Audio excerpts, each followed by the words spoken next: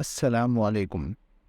आज हम आपको बोर्ड ऑफ सेकेंडरी एजुकेशन की एग्ज़ामिनेशन में यूज़ होने वाली आंसर शीट का फर्स्ट पेज फिल करना सिखाएंगे।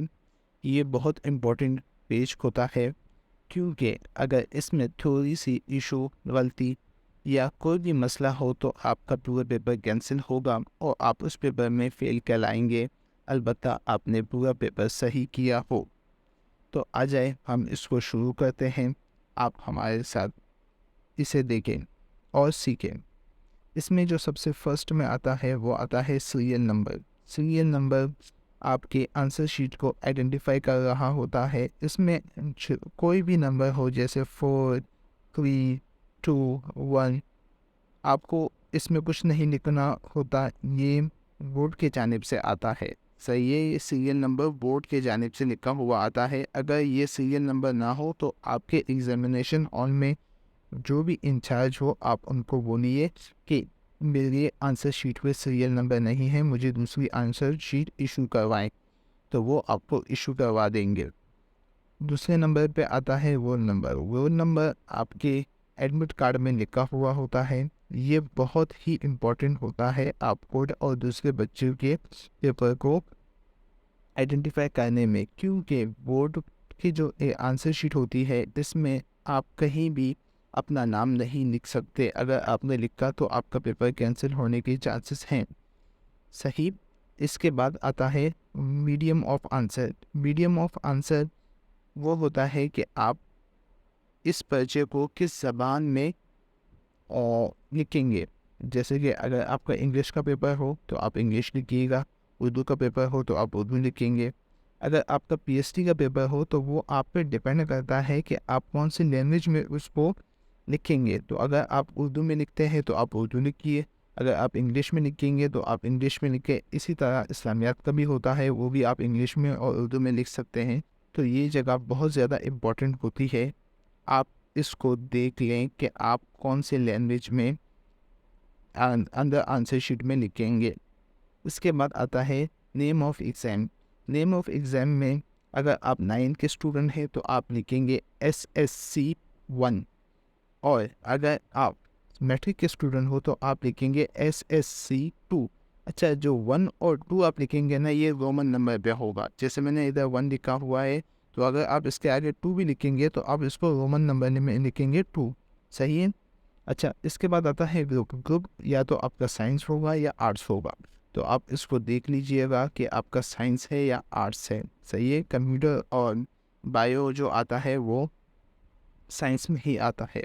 इसके बाद आता है सब्जेक्ट। सब्जेक्ट में आप उस सब्जेक्ट का नाम लिखेंगे जिसका पेपर होगा उस दिन। अगर आपने इसमें गलती कर दी तो आपका पेपर कैंसिल हो सकता है, बहुत ज़्यादा चांसेस होते हैं इसके। इसके बाद आता है आपका पेपर। पेपर में आप अगर 9 के स्टूडेंट है तो आप रोमन नंबर में 1 लिखेंगे, अगर आप मैट्रिक के स्टूडेंट है तो आप रोमन नंबर में 2 लिखेंगे। इसके बाद आता है सेंटर। सेंटर आपको जो एग्जामिनेशन हॉल में इन्विजिलेटर होता है वो आपको बताएगा, तो आप उसको A to Z लिखिएगा, कोई भी गलती नहीं कीजिएगा। इसके नीचे आता है डेट।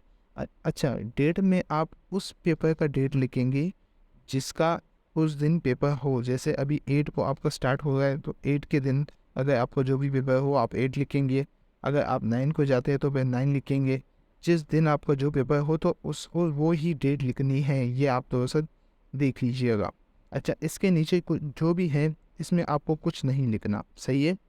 अच्छा, इसके साथ जो ये टेबल बनी हुई है इसमें भी आपको कुछ नहीं लिखना। अगर आप इसमें कुछ लिखते हैं तो आपका पेपर कैंसिल हो सकता है।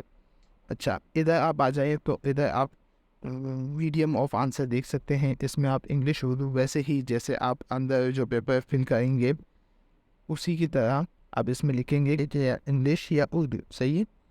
इसके बाद आता है नेम ऑफ एग्जाम। वो भी हमने उधर ही डिस्कस कर दिया कि SSC पार्ट 1 वाले 9 कहलाते हैं, और SSC पार्ट 2 वाले मैट्रिक कहलाते हैं। इसकी ध्यान रखिएगा, यहाँ रोमन नंबर यूज़ होते हैं 1 और 2 में। सही है।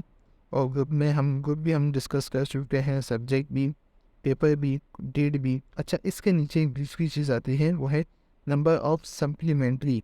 अच्छा, आप बी कॉपी जो लेते हैं ना, वो होती है यहाँ पे तो आपने जितनी भी कॉपी ली है, जैसे कि अगर ये है तो ये आपकी ए कॉपी है, इसके बाद आप जो लेंगे वो बी कॉपी होती है। जैसे अगर आपने एक और कॉपी ली है तो आप 1 लिखेंगे, सही है। अगर आपने टू कॉपियाँ ली है तो आप 2 लिखेंगे। इसी तरह ये आप देख लीजिएगा कि आपने जितनी कॉपियाँ लिखी होंगी वो इधर लिखिएगा। अच्छा, इसके नीचे आता है number of graph paper. Graph paper ज़्यादातर मैथ के पेपर में यूज़ होते हैं, तो वो तो 1-2 ही यूज़ होते हैं, इससे ज़्यादा यूज़ नहीं होते, तो आप वो भी देख लीजिएगा। अगर आप इनमें यूज़ किया है तो आप इधर लाज़मी लिखिएगा। अगर आप नहीं लिखेंगे तो आपके जो ग्राफ में नंबर हैं वो कम ज़्यादा हो सकते हैं। इसको आप थोड़ा-सा देख लीजिएगा कि अगर आपने 1 लिया है तो आप 1 लाज़मी लिखिएगा। वीडियो देखने के लिए थैंक यू, और प्लीज़ हमारे पेज को फॉलो कीजिए।